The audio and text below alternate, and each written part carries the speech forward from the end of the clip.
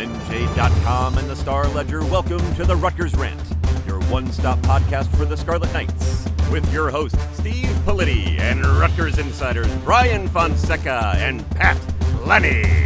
Let's start chopping. Hello, everybody. Welcome back to the Rutgers Rant, our bowl preview episode. That doesn't seem like enough. I'm going to call this the Heldridge Rate Bowl preview episode. That's not even enough. Welcome to the Heldridge Rate Bowl preview episode. How's that? Better? That was really good. Yeah. The Rate Bowl preview, sponsored by the Heldridge Hotel and Casino. Better? I had a casino. Undoubtedly. Okay. Undoubtedly. If they open a casino at the Heldrick, I will never move out of my apartment. Undoubtedly, the greatest, most informative Rate Bowl preview in the history of the Rutgers Rant. No one's going to do a better Rate Bowl preview than this, I dare say. And I say that hoping you guys have, I don't know, some information about the Rate Bowl, because if not, it's really going to not live up to that expectation. But I'm confident in the two of you. We're going to kill this Rate Bowl preview. We are going to preview the Rate Bowl like it's never been previewed before. But before we do that, we've got news, right? We should start with some news. Two very significant players in the transfer portal, a receiver and a cornerback. I don't think we identified receiver as a position of need, but when you think about it, when you drill into it, I can certainly see why they wanted to add DT Sheffield, North Texas receiver. And certainly, Pat, we've talked about this. We know they needed the cornerback, Jacoby Hollywood Henderson. Woo! Love it. Love the name. Tell me about those two guys. Yeah, well, DT Sheffield out of North Texas was a big Rutgers, I think, very high on him. And you could see that he had some legitimate action in the portal. He visited Arkansas. He had an offer from University of Washington. So he's a very productive veteran receiver with some good speed. 11 touchdown catches last season in North Texas, like 750 yards. He's been a good player. And the idea for Rutgers in bringing him in is that they have this great nucleus of young players, right? Ian Strong, KJ Duff, Ben Black, some other guys that you know may have breakout seasons like Fama Touré's possibility, but they need that veteran guy. And the interesting thing to me is that this is the sixth wide receiver that Greg Schiano has brought in the transfer portal since he's come back in 2020. So they've continually tapped the portal at this position, bringing in veteran guys that have and have not worked out, right? Jaquay Jackson 2 years ago, very good player, very productive. This year, Dymere Miller out of Monmouth, great player, hugely productive, very impactful. And then, there was also Nassim Brantley that they plucked from, right, who never got on the field. Joshua Youngblood was another name. And then a guy who actually reminds me, right, if you're looking for a comparison of what DT Sheffield kind of looks like, remember Aaron Cruikshank, Wisconsin's speedy guy and a return man. That's the mold that Rutgers thinks they have with Sheffield, a guy that has speed and can return the ball on punts and kicks too. They would be killed to have a Cruikshank. I mean, no question. Be a home run. Yeah, absolutely. A couple things. People are going to be confused about this kid's name for a long time. Can't tell you how many times people have said a wide receiver named DT. It'll take a while for them to figure that out. Two, Rutgers' trend of getting guys in the portal has improved every year. Jaquay Jackson was a D2 guy. Dymere Miller was an FCS guy. DT Sheffield is a G5 guy. Next year, they will get a Power 5 wide receiver out of the portal. Book it. If there are odds out there, bet the house. And then it's someone from the NFL. They're going to get Devontae College Adams. Sports is going. Right. Now a retread. This is he's going to be a slot guy. He's played a majority of his snaps in the slot. That's where Dymere Miller played. It's a completely natural transition and like just kind of a plug and play kind of transfer. And this, again, to Pat's point, allows a lot of the younger guys as well to and develop and grow. Like Ian Strong is going to have a big role next year. KJ Duff, Ben Black is a versatile guy who could play in the slot, can play on the outside.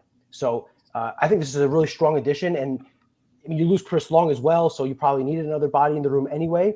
So I think, wide receiver is much like the running back position where you feel good about the young depth, but you're losing your stud veteran, and now you're adding in a really quality guy from a lower level who you think could move up, add a skill set that they probably didn't have. This guy seems a little faster than Dymere Miller, more of a kind of like a in space kind of guy. A lot of his yards are after the catch. I actually have the number. I actually studied before this podcast.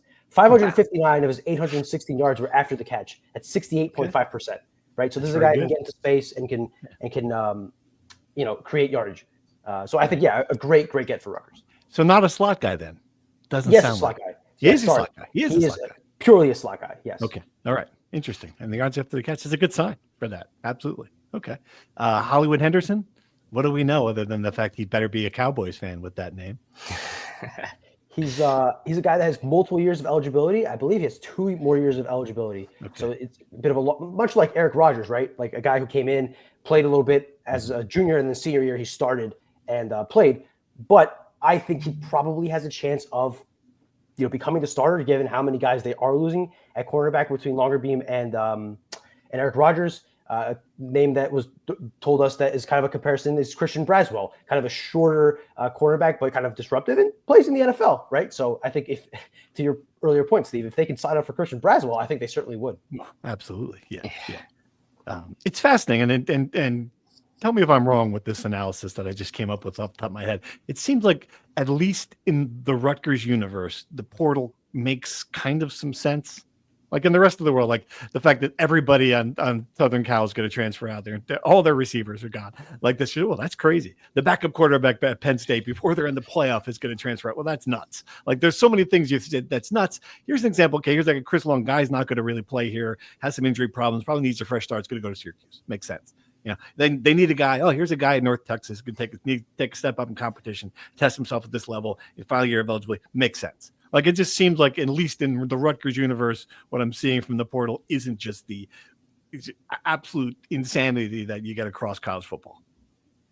There's so much stability, and that's more of just the insurance policy that Greg Schiano is for this program, right?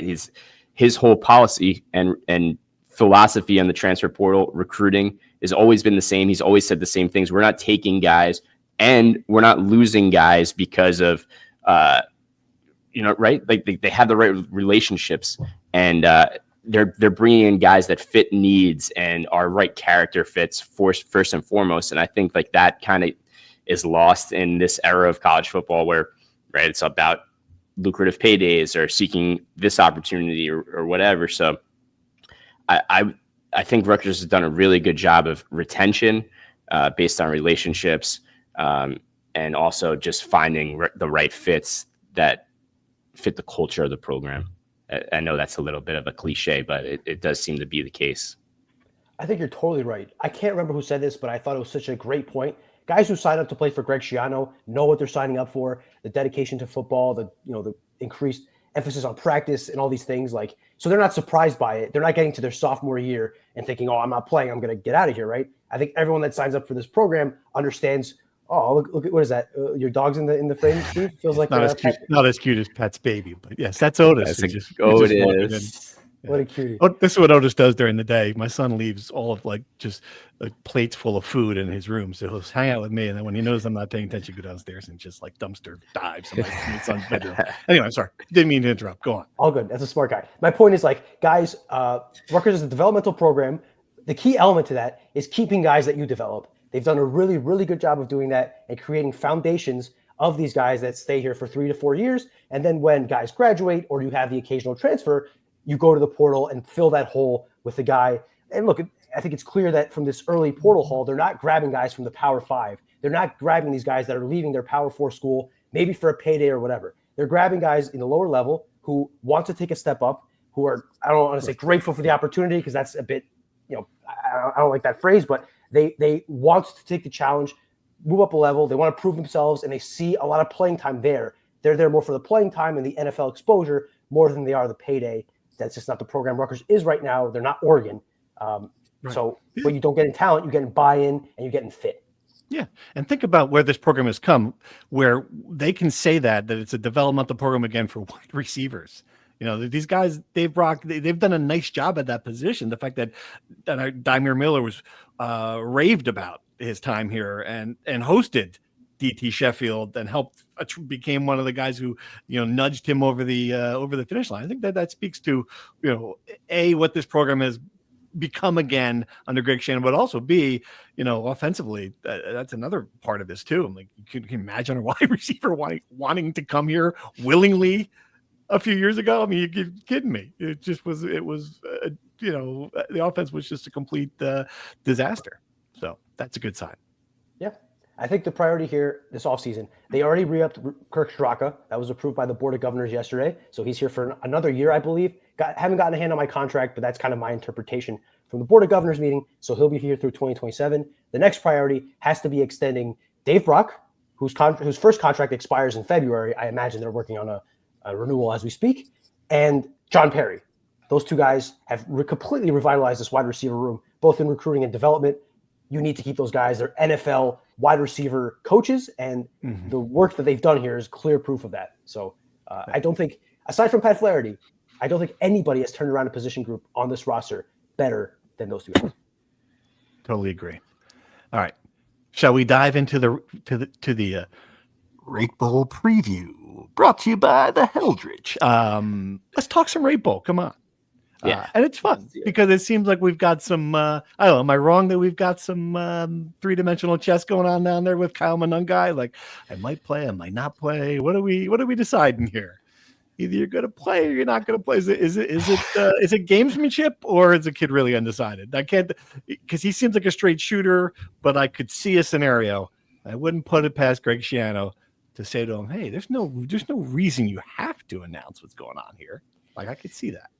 Yeah, I tend to think it's a little 3D chess and gamesmanship, right? Like we're 8 days away from the game, right? Like what decision could possibly come in, right? Like what would change philosophically for Kyle Monungai, right? The injury risk is there. If that's what you don't want to face, then so be it, But so I think the discussions that are going on behind the scenes involve exactly what you're talking about, just the availability and the gamesmanship and the games that Schiano has played all year long publicly. And so I think it's definitely a little bit of that for sure. It's the Rate Bowl. I really don't think this is necessary, but whatever. They care about the bowl games. They want to win, whatever. It's not necessary. Are you diminishing the importance of 3D chess before the Rate Bowl? Wow.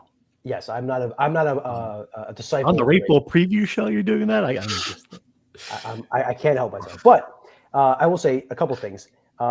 It is interesting. Greg Schiano says Monday that they're already in game prep mode, and yet they don't know if their starting running back is going to play. Feels like it's kind of hard to prep for a game when you don't know who's going to play. That to me signals a bit of gamesmanship. Now, the other thing that someone brought to me, insurance, right? Are they trying to get an insurance plan for Kyle that if he does play and get hurt, does he get saved by that? Do they do that for a running back who's probably projected in the lower rounds? I don't know. That could be a possibility. I have to think, to Pat's point, we're literally 8 days away from the game. Yeah. You got to know if you don't have a decision, you got to be leaning one direction at this point. It just seems like if he wants to play, it's 10 carries. But exactly. knowing Greg Schiano the way I know that it'll be in the fourth quarter and be on his 34th carry in a 10-7 game trying to I understand, I get it. That won't happen in reality, but that's what it would be. You just platoon it, right? I don't know. Let me look up the international bowl stats. I think Ray Rice might have had 70 carries in one game. Ray Rice certainly did. Yes, absolutely. You're not kidding. Okay, let's see this. Ray Rice, in his last game as a Scarlet Knight, carried the ball 35 times against Ball State. What was the score? It wasn't even a close game, right? 52. Yeah. That's great. That is so awesome. I have forgotten that. I love it. That is just perfect. That is chef's kiss. Kyle Miller puts those shoulder pads on. He's carrying the goddamn rock. Don't you tell me. And he ran 35 times at Michigan State, right? Which would have been probably his swan song, right? So it's really interesting. It's really interesting. Maybe you should take this one off. But no, I mean, I'm and it's funny. It is like a developmental thing too. You would like to see. You would want to see the guys behind him a little bit. It's an opportunity. That's what we got out of the Gator Bowl when they played some young guys. It was Gavin Wimsatt's, chance to really run the offense against a good opponent and in a game that they thought was a bonus game.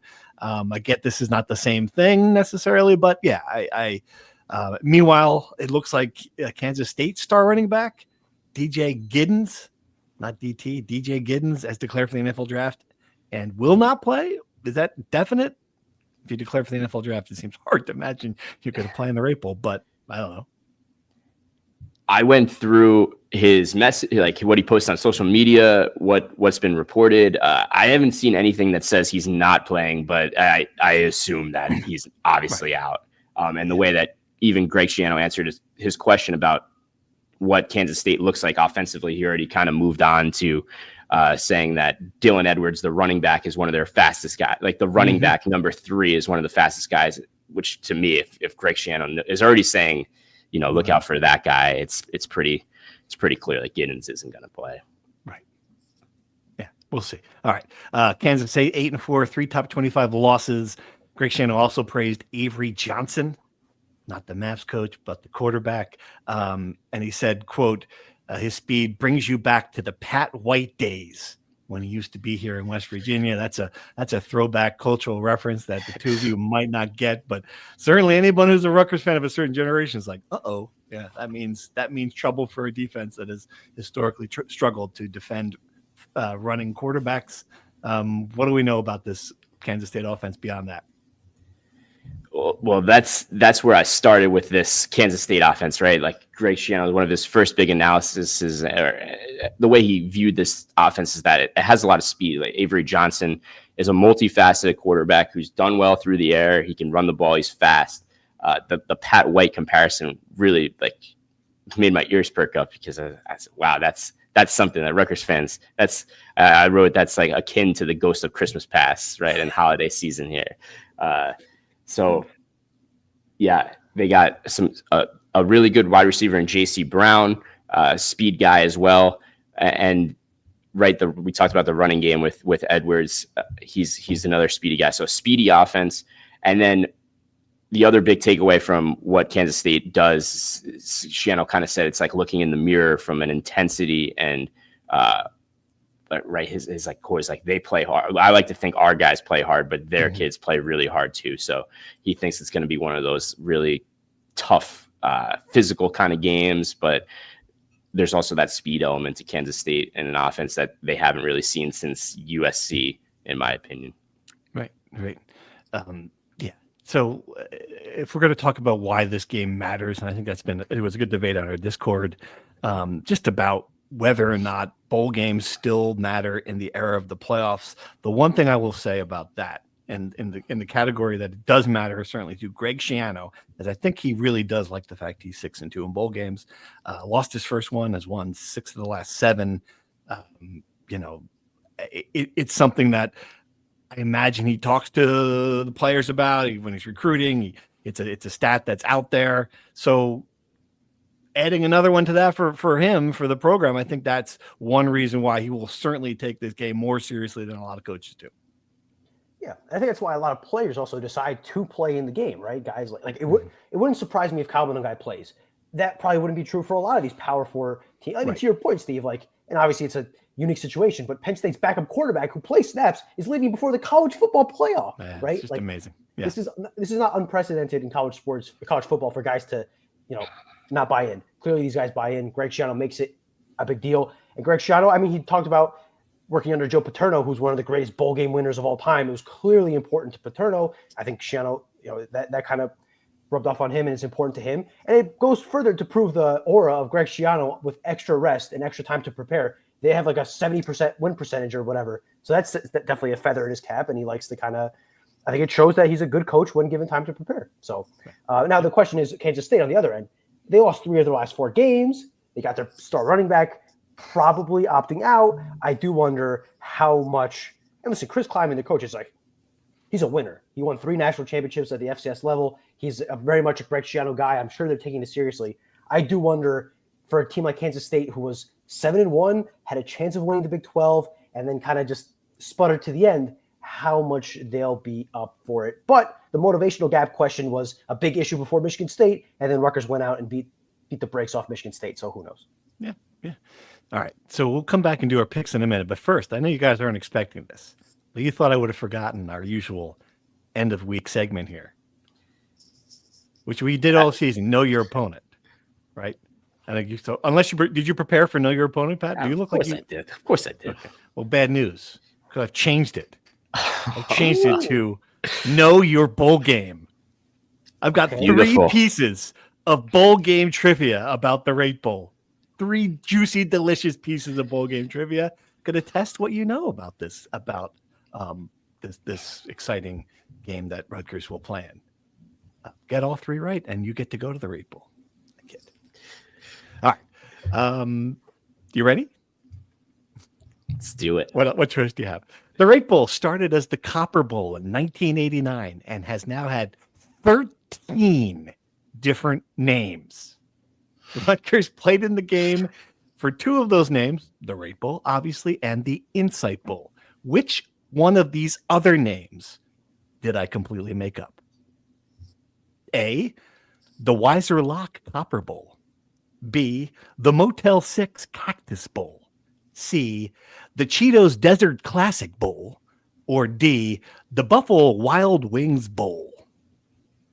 Which one of those is fake? It's the Cheez-It Desert Bowl. The Cheetos Bowl. Cheetos. I made that one up? Okay. Yeah. Yep. D is definitely a real one, for sure. I'm fairly certain B is also a real one. So I'm between A and C. Can you read me A and C again? The Weiser Lock Copper Bowl or the Cheetos Desert Classic Bowl. So with A, my issue is that I know there was the Copper Bowl. I don't know if the Weiser or whatever, is that Budweiser? Is that what the kids call Budweiser these days? I'll go with Pat. I'll go with C. It is C. You're both correct. The Cheetos Desert Classic Bowl, although it was once the Cheez-It Bowl before Cheez-It moved on and sponsored the Citrus Bowl, which is where we were hoping to go. Let's be honest. All right. Question number 2. Which future NFL quarterback for a New Jersey NFL team completed 27 of 35 passes for 394 yards and 2 touchdowns in a record-setting Rate Bowl performance that led the opposing coach to call him as accurate a guy as any I've ever seen?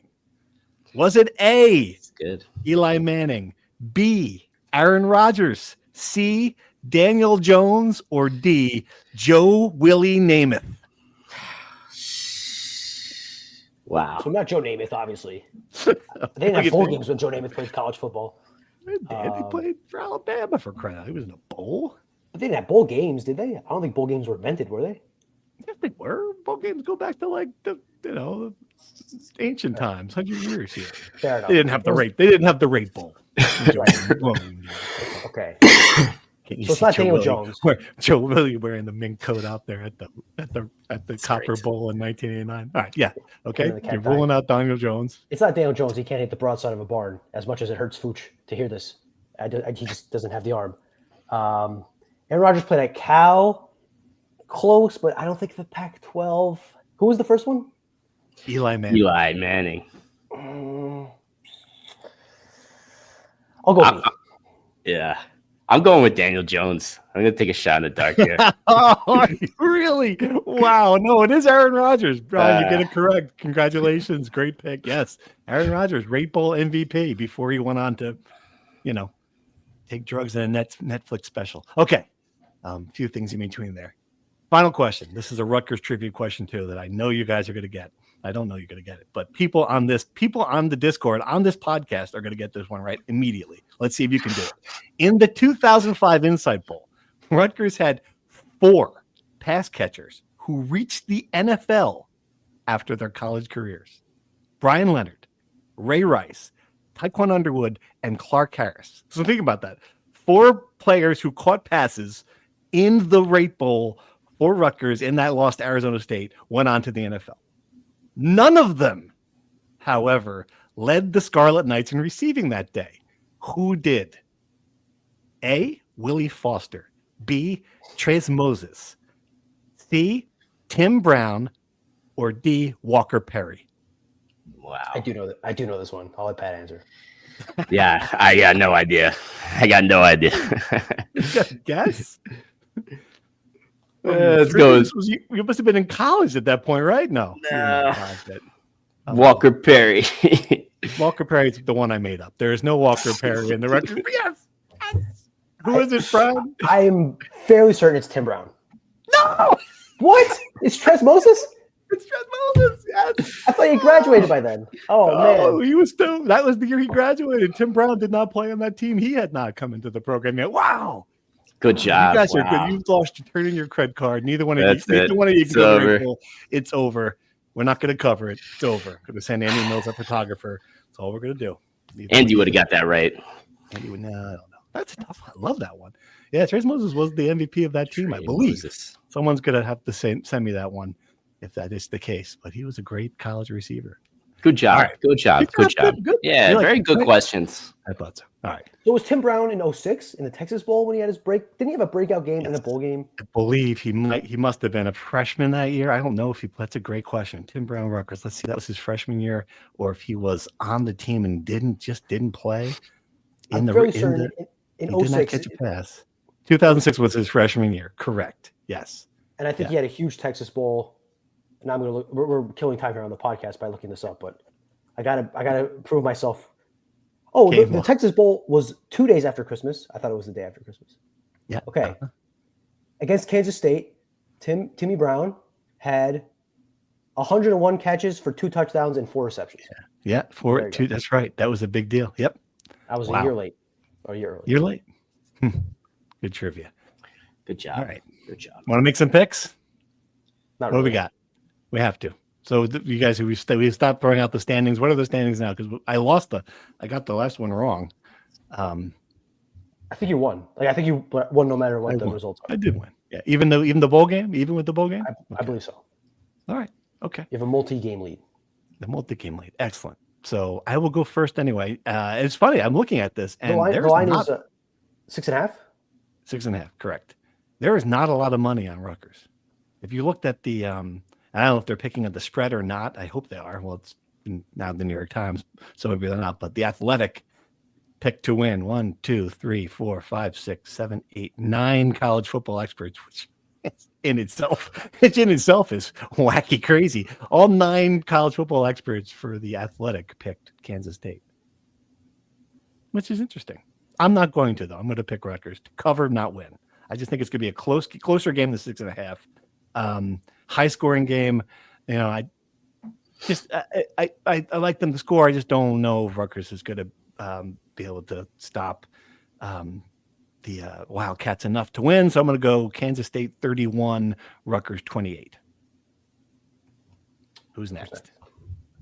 Yeah, I'm kind of along the same lines. I'm worried about the Kansas State offense. It looks pretty versatile. Even without the running back, I still think that it's an offense that's a mismatch for Rutgers, the way that kind of USC was, and the yards after the catch. Like I see that being a big issue. I agree with you that it's going to be high scoring. Rutgers has shown that it can score. It scored 30 or more points in its last 3 games, right? That was a very impressive development of the offense. The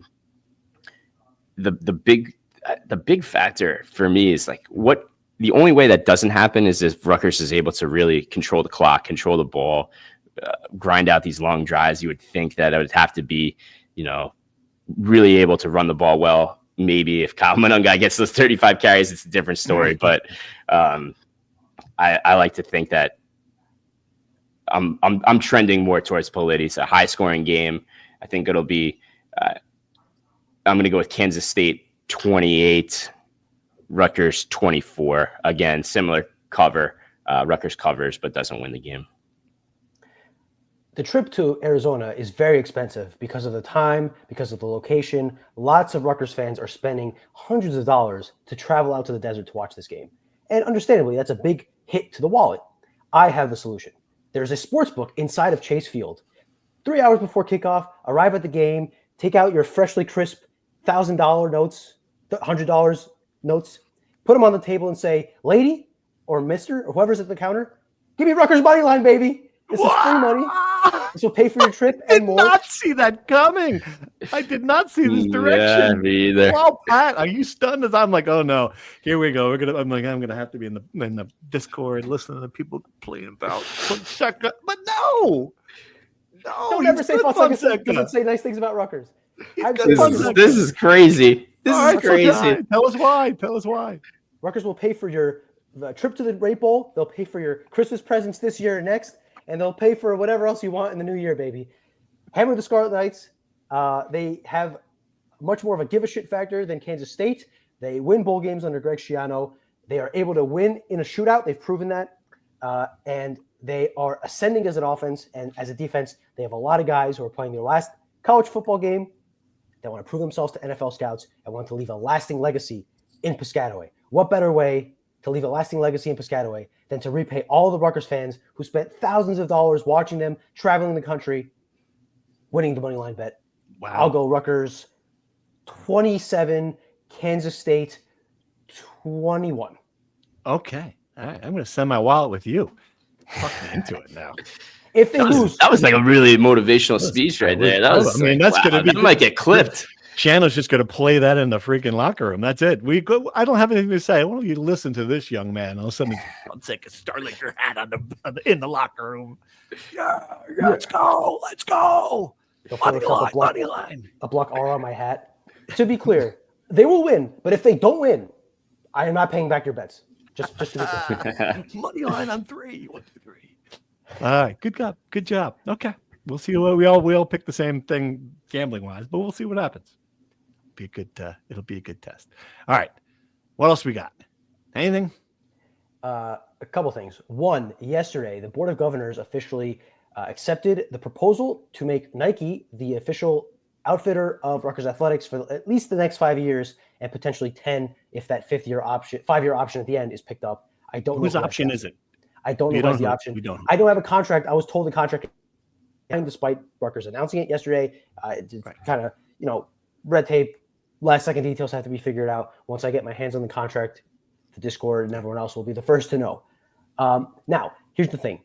Rutgers signed a deal with BSN, a third-party distributor, to get Nike to Rutgers. My understanding is Rutgers does have some sort of deal or understanding with Nike. I would have to think so, or else they wouldn't be outfitted in Nike.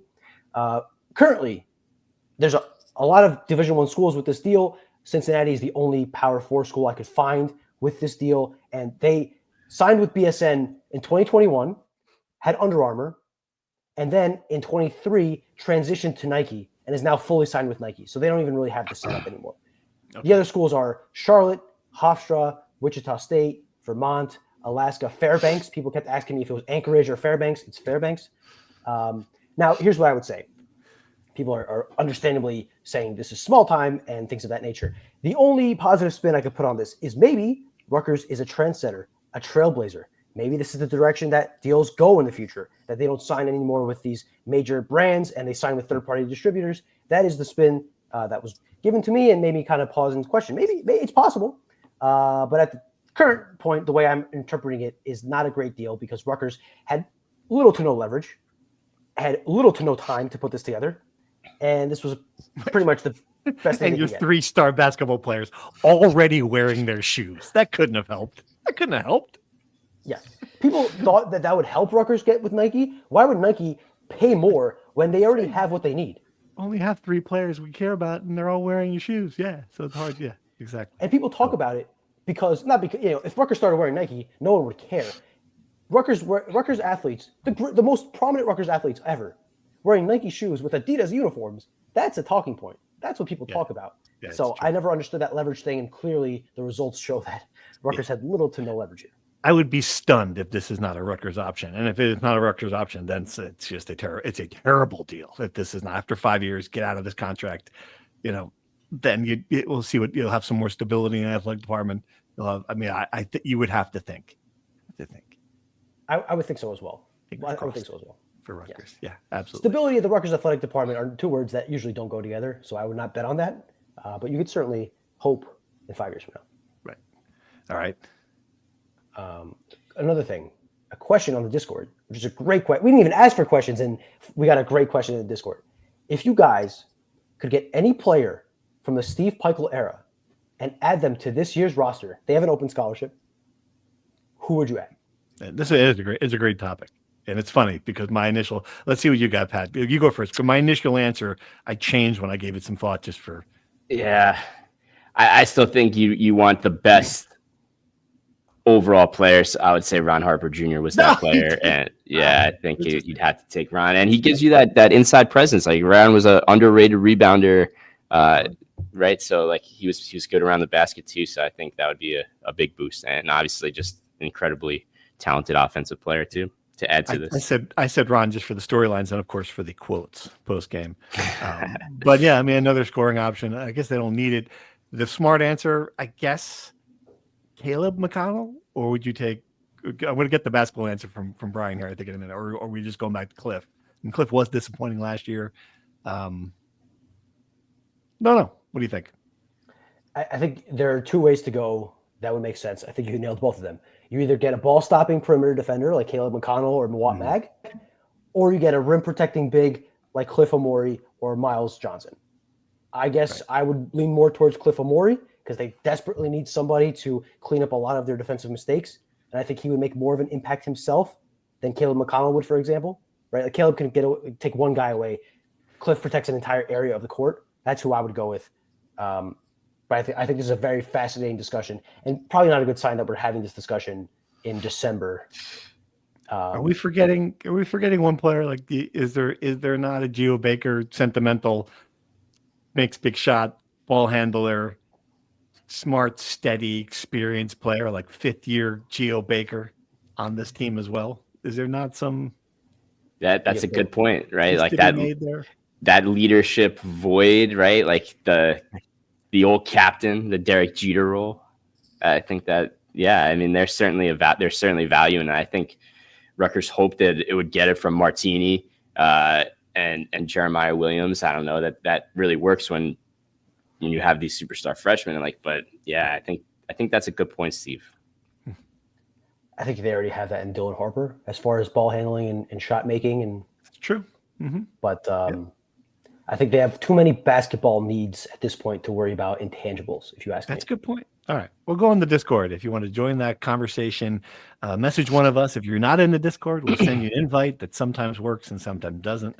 It's in our Twitter bio, and it should work permanently. I fixed the issue. And do us a favor, like our YouTube page, too. We've cracked 500 subscribe. Subscribe. Like and subscribe. It's good stuff. Smash that subscribe button. All that good stuff. All right. Is that all we got? Anything else? We got the Princeton game coming on Saturday. A lot of worry about that one. Brian, tell us that Scarlet should win that game if you can. They should win that game. They're more talented.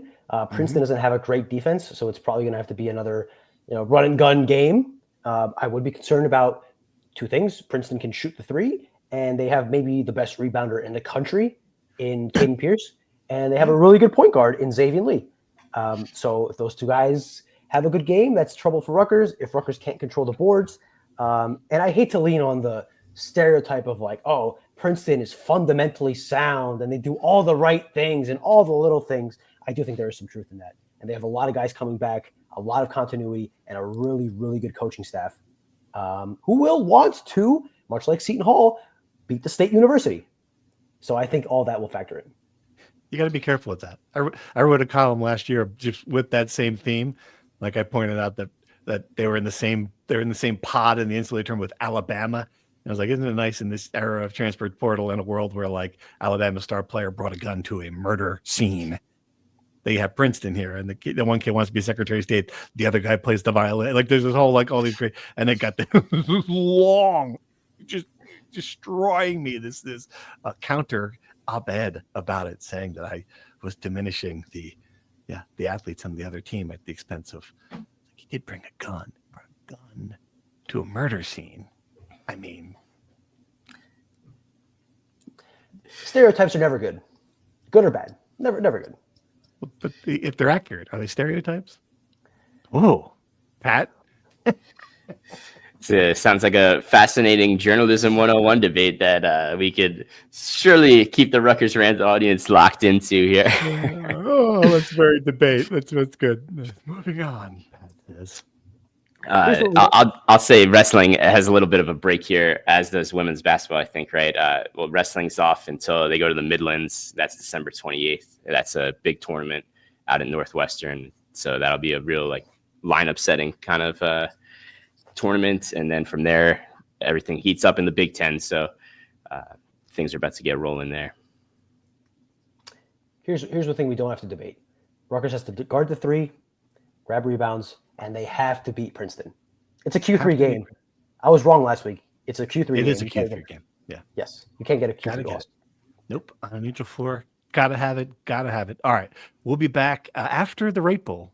I don't know what day of the holidays you're going to drag me out of my eggnog stupor to recap the Rate Bowl. The first ever Rate Bowl recap podcast show sponsored by the Hildrich. We'll be there.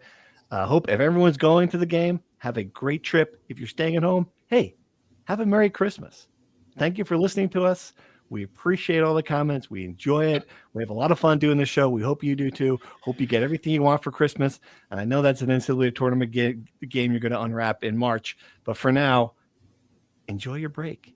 You've earned it. Thanks for listening. And wherever you are, hammer Rutgers Moneyline. Thank you for listening to the Rutgers Rant. To participate in the conversation and receive live updates about the Scarlet Knights directly to your phone, sign up at nj.com/insider.